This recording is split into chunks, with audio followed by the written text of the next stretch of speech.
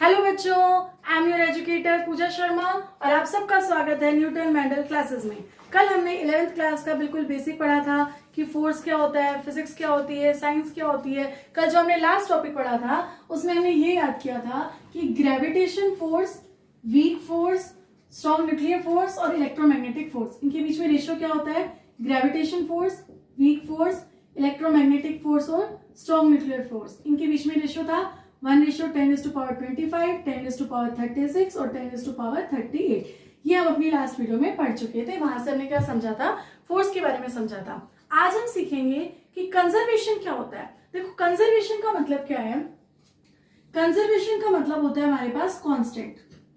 Conservation का मतलब हमारे पास क्या होता है, कांस्टेंट, जिसकी वैल्यू चेंज ना हो, वो हमारे पास क्या होता है, कंजर्वेशन। हमारे पास अलग अलग लॉ होते हैं, law of conservation of energy, law of conservation of charge, law of conservation of momentum, ठीक है, अलग अलग टाइप के लॉ हैं। अगर हम बात करें law of conservation of energy, सबसे पहले हम किसकी बात करते हैं, law of conservation of energy.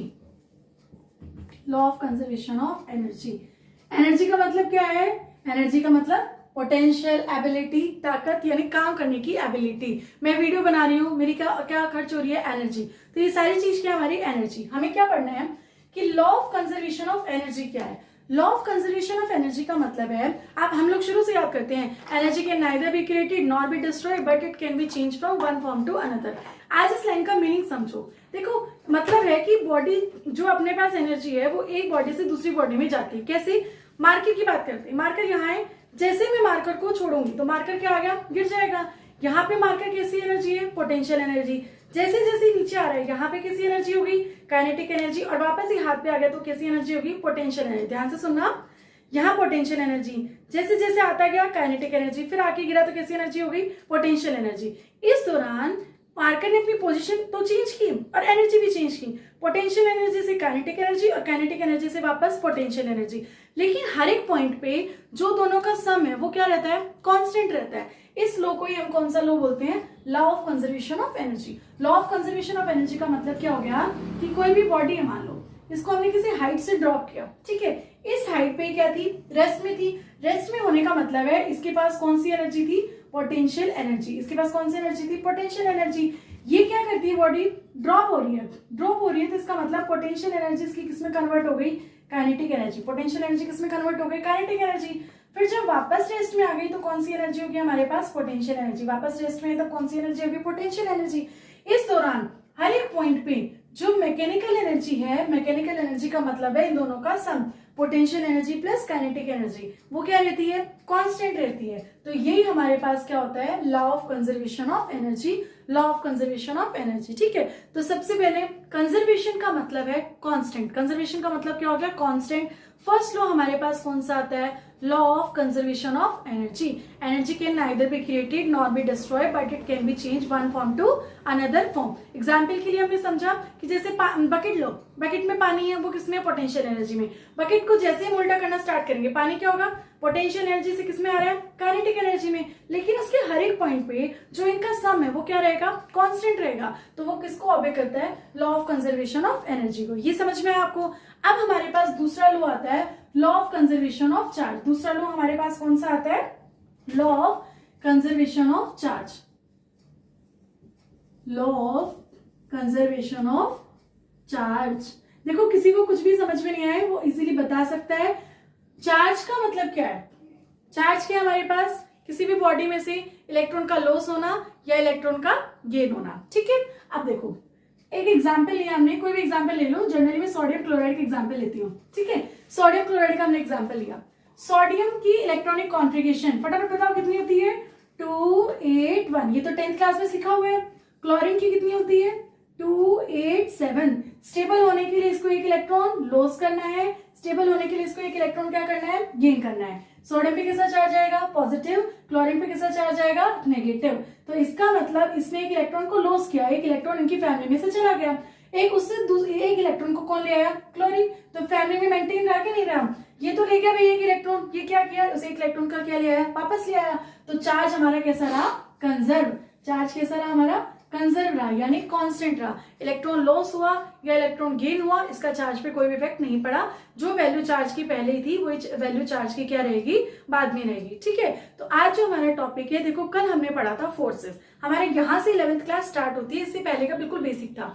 Force कितने टाइप के थे, 4 टाइप के, रिवाइज करो एक बार, gravitational, weak, electromagnetic, strong nuclear. Gravitational attractive, weak nuclear force था, इलेक्ट्रोमैग्नेटिक अट्रैक्टिव रिपल्सिव दोनों, और स्ट्रॉन्ग न्यूक्लियर फोर्स क्या हो गया अपना, स्ट्रॉन्ग हो गया, सबसे स्ट्रॉन्ग फोर्स होता है नेचर में। इनका रेशियो 1 10⁻25, 10⁻36, 10⁻38। उसके बाद हमने क्या पढ़ना है आज, लॉ ऑफ कंजर्वेशन ऑफ, कि हमारे पास लॉ ऑफ कंजर्वेशन क्या होते हैं, अलग अलग लॉ होते हैं। सबसे पहला लॉ कौन सा आया, law of conservation of energy, जिसका मतलब क्या है, एनर्जी को ना तो तोड़ा जा सकता है ना पूरी तरह से खत्म किया जाता है, बस एक फॉर्म से दूसरी फॉर्म में उसको चेंज किया जा सकता है। इसका मतलब जो एनर्जी है वो क्या रहती है, हमारी कांस्टेंट रहती है। तो एग्जांपल से हमने समझा, मार्कर का एग्जांपल दिया, यहाँ कैसी एनर्जी है, पोटेंशियल एनर्जी, काइनेटिक एनर्जी, वापस से कैसी होगी, पोटेंशियल एनर्जी, यानी अपने पास हर एक पॉइंट पे पोटेंशियल एनर्जी काइनेटिक एनर्जी का सम क्या है, इक्वल है। ये किसको ऑबे करता है, law of conservation of energy को।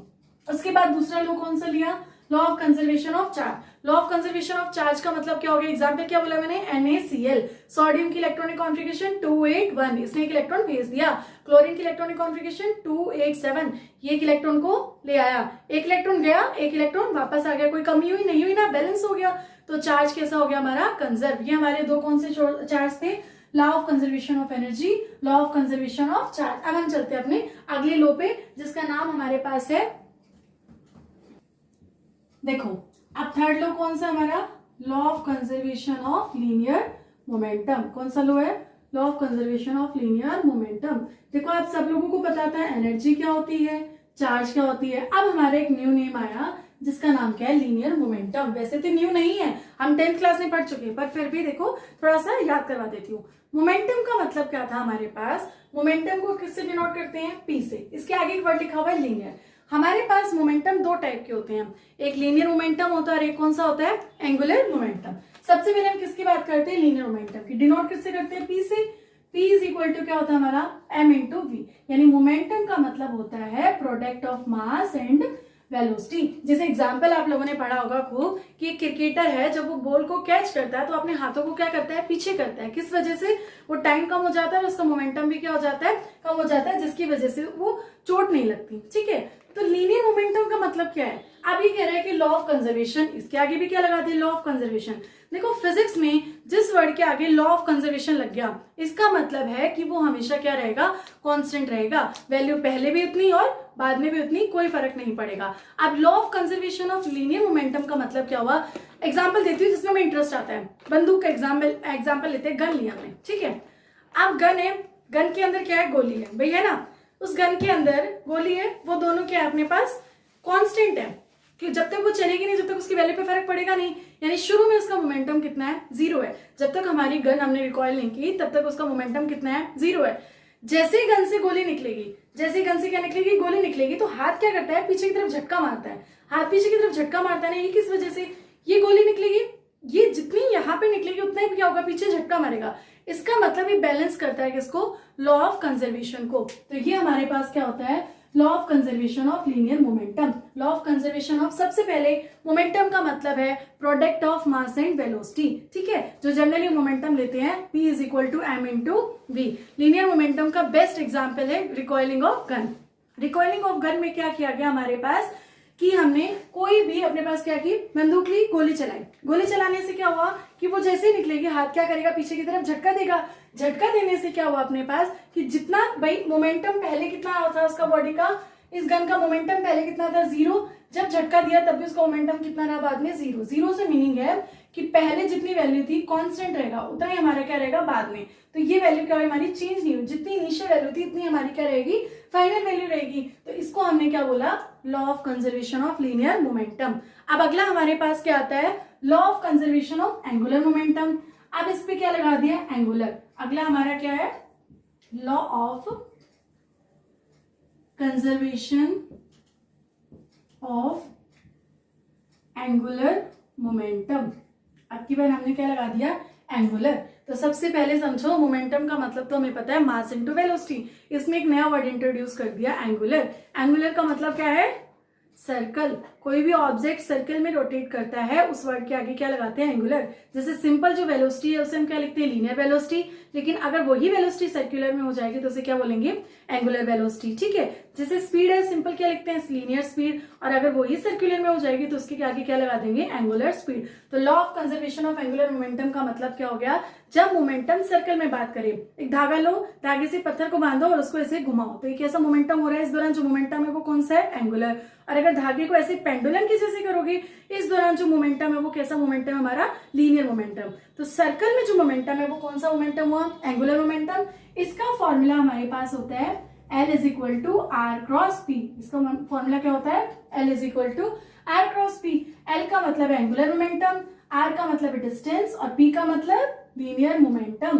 P का मतलब क्या है, लीनियर मोमेंटम। ठीक है, तो ये हमारा क्या हो गया, एंगुलर मोमेंटम। अब आप एक बार सोचो, एंगुलर मोमेंटम का क्या एग्जांपल हो सकता है कि वैल्यू कांस्टेंट रहे, motion of planet, motion of sun. ठीक है, ये जब मूव करते थे कांस्टेंट इलेप्टिकल ऑर्बिट में मूव करते हैं, तो ये जो एग्जांपल है, ये एग्जांपल हमारा किसका है, एंगुलर मोमेंटम का। किसका एग्जांपल हो गया, एंगुलर मोमेंटम का। ये सारा का सारा सिस्टम हमारा किस पे था, लॉ ऑफ कंजर्वेशन। देखो 4 लॉ आए। फर्स्ट लॉ कौन सा आया, law of conservation of energy. देखो रिवाइज इसलिए कराती हूँ कि आप लोग साथ साथ याद कर सके, आपको वीडियो देखते ही यूनिट याद हो जाए अच्छे से। सबसे पहले क्या आया, law of conservation of energy.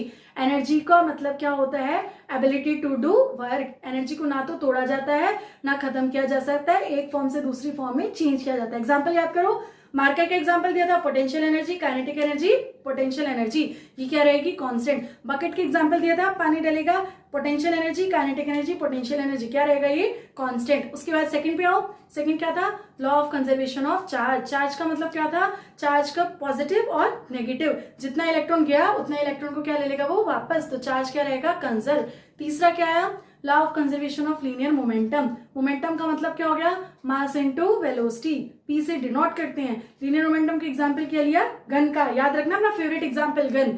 Gun से गोली गई, ये पहले मोमेंटम 0, बाद में मोमेंटम क्या रहेगा, 0। एंगुलर का मतलब, एंगुलर वर्ड जहां आ जाए वहीं पे बना दो सर्कुलर, कि हमारे पास क्या है, सर्कल में जो मोशन है ऐसे मोशन को क्या बोलते हैं, एंगुलर मोशन। सर्कल में जो मोमेंटम है ऐसे को एंगुलर मोमेंटम। सर्कल में जो वेलोसिटी है उसको एंगुलर वेलोसिटी। सर्कल में जो स्पीड है उसको एंगुलर स्पीड। इसका एग्जाम्पल हमने क्या लिया, motion of planet, motion of sun, motion of earth, ये सारे हमारा क्या हो गया, law of conservation of angular momentum. तो यहाँ पे हमारा कंप्लीट होता है लॉ ऑफ कंजर्वेशन। अब देखो टाइम क्या हो रहा है अभी, अरे मैं टाइम पूछ नहीं रही, देखो टाइम का मतलब क्या है, जैसे मैं आपको क्या बताना चाह रही हूँ, मैं बोलूँ कि टाइम क्या हो रहा है, हम बोलेंगे 2 बज रहे हैं, दोपहर के 2 या शाम के 2, भाई खाली ऐसे बोल दोगे 2 बज रहे हैं, ठीक है, अंडरस्टूड है। अगर दोपहर हो रही है तो क्या होगा, दोपहर यानी 2 PM, इसके पीछे क्या होगा 2 PM। तो यानी इससे क्या बताना चाह रही हूँ, हर एक चीज का एक मेजरमेंट होता है, हर एक चीज का क्या होता है, मेजरमेंट होता है। टाइम को सेकंड में, मिनट में, आवर में, ठीक है। डिस्टेंस को मीटर में, किलोमीटर में, सेंटीमीटर में, मतलब अलग अलग मेजरमेंट्स है। हाइट को फुट में, इंच में, ठीक है, मतलब हमारे पास हर एक चीज के अलग अलग मेजरमेंट है। हमारा जो चार्ज के बाद मतलब जो हमने कंजर्वेशन पढ़ा, इसके बाद जो टॉपिक आएगा उसमें हम पढ़ेंगे मेजरमेंट्स के बारे में। आज मैं एक नॉर्मल बेसिक आइडिया देती हूँ आपको कि मेजरमेंट्स होती क्या है। मेजरमेंट का मतलब समझा गया, जैसे मैंने सडनली पूछा टाइम क्या हो रहा है, तो आप लोगों को घड़ी देखोगे, फटाफट 3 बज रहे हैं, 4 बज रहे हैं, भाई 2 बज रहे हैं, ये हमारा क्या हो गया, टाइम हो गया। अब कोई हो सकता है किसी को नहीं पता हो, भाई 2 सुबह के बज रहे थे, शाम के, जैसे मैंने कल कोई काम किया तो कितने बजे किया, सुबह 2 किया, मतलब दोपहर में 2 किया या रात को किया, तो अपने पास हर एक चीज का मेजरमेंट है, इतने घंटे पहले किया, इतने मिनट पहले किया, इतने सेकंड पहले किया। तो मेजरमेंट का मतलब हो गया एक यूनिट होगी, मतलब एक तरीके की हमारे पास इकाई होगी कि किसी भी चीज को मापो। अब आप इंडिया में रहो तो भी टाइम ये बताएंगे, पाकिस्तान में चले जाओ तो भी टाइम ये बताएंगे, श्रीलंका में चले जाओ तो भी टाइम ये बताएंगे। तो देखो हमारे पास ऐसे नहीं करेंगे टाइम हर जगह सेम है। देखो ऐसा होता है कि यहाँ दिन है वहां रात है, टाइम सेम नहीं होता, सिर्फ मेजरमेंट सेम है। भाई यहाँ हम बोलते हैं कितने घंटे, तो वहां पे भी घंटे में चेंज किया है। ऐसा तो नहीं वहां बोल देगा कि 2 किलोमीटर बज रहे थे, किलोमीटर तो लगाएगा नहीं उसके आगे। तो इसका मतलब है कि हर एक चीज को मेजर करने की एक प्रॉपर क्वांटिटी होती है, एक प्रॉपर क्या होती है, यूनिट होती है। अब पहले के लोग क्या करते थे, घड़ी तो होती नहीं थी, तो पहले के लोग क्या करते थे, सूरज को देख के टाइम का अंदाजा लगाते थे। ऐसे सिस्टम को हम बोलते थे FPS। हमारे पास अलग अलग सिस्टम है, देखो मैं नाम ले रही हूँ, कल इनको पढ़ाएंगे अच्छे से। FPS, F का मतलब क्या हो गया हमारे पास, फुट। F का मतलब क्या होता है, फुट।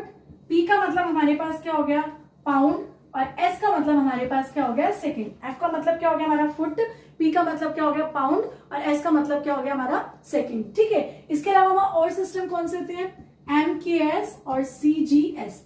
M का मतलब मीटर, K का मतलब किलोग्राम, इसको ध्यान से सुनना, M का मतलब मीटर, K का मतलब किलोग्राम, S का मतलब सेकंड, C का मतलब सेंटीमीटर, G का मतलब ग्राम, S का मतलब सेकंड।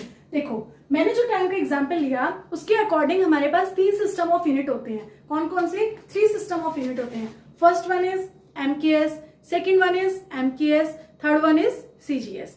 FPS का मतलब याद रखना फुट पाउंड सेकंड, MKS का मतलब मीटर किलोग्राम सेकंड, CGS का मतलब सेंटीमीटर ग्राम सेकंड। देखो ये सब चीज क्यों बता रही हूँ, हमारी जो यूनिट है हमने बोला कि ठीक है भाई मास को आप किलोग्राम में मेजर करोगे, लेंथ को आप मीटर किलोमीटर वटावर इसमें मेजर करोगे, टाइम को मिनट सेकंड आवर इनमें मेजर करोगे। ठीक है, पर ये चीज क्या, यानी जो हमारे पास 3 चीजें बोली मैंने, मास, लेंथ और टाइम, ये 3 चीजें हमारी मेन है।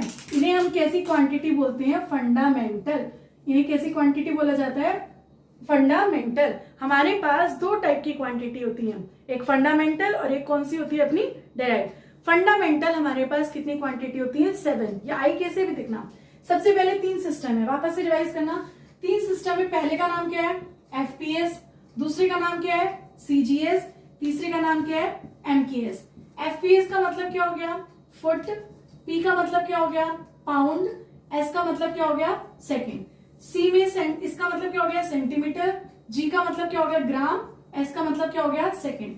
MKS में M का मतलब क्या हो गया मीटर, K का मतलब क्या हो गया किलोग्राम और S का मतलब क्या हो गया सेकंड। ठीक है, तो यानी मेजरमेंट में आप एक चीज नोट करो, यहाँ पे ये CGS, FPS और ये MKS ये क्या क्या है, मीटर किसकी यूनिट है, लेंथ की, किलोग्राम किसकी यूनिट है, मास की, सेकंड किसकी यूनिट है, T की। यानी 3 वर्ड आए M, L और T, ये 3 वर्ड तो लिखे मैंने, मास, लेंथ और टाइम। कैसे लिखेंगे, यहाँ पे हमारे पास 3 वर्ड आए, हमारे पास आए ना 3 वर्ड, कौन कौन से, L, M और T। L को क्या, L किसकी, लेंथ किसकी यूनिट है, लेंथ की यूनिट क्या है मीटर, मास की क्या यूनिट है किलोग्राम, टाइम की यूनिट हमारे पास क्या है सेकंड। तो ये जो 3 मेन क्वांटिटी है कौन कौन है वो, मास, लेंथ और टाइम। इन्हें हम आगे पढ़ेंगे कि हमारे पास फंडामेंटल क्या होता है, डिराइव क्या होता है, ये हम हमारे कल के लेक्चर में पढ़ेंगे। ठीक है, आज आप याद करो कि हमने क्या पढ़ा, लॉ ऑफ कंजर्वेशन पढ़े, मैंने एक बेसिक आइडिया दिया नीड्स ऑफ मेजरमेंट, कि मेजरमेंट की जरूरत क्यों पड़ी हमें। भाई जरूरत इसलिए पड़ी, मैं ऐसे बोलूं कि 2 किलो सेब लेके आने हैं, एक तरह से बोलो 2 किलो सेब, और ऐसे बोलो 2 सेब ले आना, तो क्या करेगा बंदा, 2 सेब उठा के ले आएगा। मैं बोलूंगी 3 किलो सेब, 3 सेब। जब किलो वर्ड उसके आगे नहीं होगा तो मेजरमेंट का कोई मीनिंग हुआ। कितने बज रहे हैं, मैं ये काम कितनी देर पहले किया, 3 बार पहले किया। 3 बार पहले का मतलब क्या है, 3 घंटे, 3 मिनट, 3 सेकंड। तो इन सब में क्या हमें मेजरमेंट की जरूरत पड़ी, इन सबको देखते हुए हमें एक मेजरमेंट की जरूरत पड़ी कि हमें हर एक चीज का एक प्रॉपर मेजरमेंट देना होगा, कि मैं मास को इसमें मेजर करूंगा, लेंथ को इससे मेजर करूंगा, टाइम को इसमें मेजर करूंगा, मतलब हर एक चीज को डिवाइड किया गया। इसलिए हमें मेजरमेंट की क्या पड़ती है, जरूरत पड़ती है। फिर हमारे पास हमने 3 नाम निकाले, आप याद रखो 3 सिस्टम है, FPS, CGS और MKS। FPS का मतलब है फुट पाउंड सेकंड, CGS का मतलब है सेंटीमीटर ग्राम सेकंड, MKS का मतलब है मीटर किलोग्राम सेकंड। ध्यान से नोट करोगे तो इनमें जो तीनों क्वांटिटी आई है, F ये किसकी हो गई, सेंटीमीटर लेंथ की, ग्राम मास की, सेकंड टाइम की। तो MLT 3 मेन क्वांटिटी आई है, मास, लेंथ और टाइम। ये तीनों क्वांटिटी कैसी है, फंडामेंटल। बात पूरी नहीं हुई अभी, फंडामेंटल और भी हैं, उनके बारे में डिस्कस करेंगे हम कल। देखो इस चैनल पे आपको फिजिक्स की और बायो की दोनों की क्लासेस में रेगुलर अपडेट मिलेगा। फिजिक्स मैं पढ़ाऊंगी पूजा शर्मा, बायो आपको पढ़ाएंगी श्रेया शर्मा। आपको किसी भी टॉपिक में कोई भी डाउट हो आप कमेंट बॉक्स में पूछ सकते हैं, किसी को कुछ भी समझ में नहीं आए वो यहाँ पे पूछ सकता है, कोई भी न्यूमेरिकल में डाउट हो तो वो कमेंट में न्यूमेरिकल लिख के छोड़ सकता है। अगर आपको ये वीडियो अच्छी लग रही हो तो इसे ज्यादा से ज्यादा लाइक करें, शेयर करें एंड सब्सक्राइब करें। Thank you.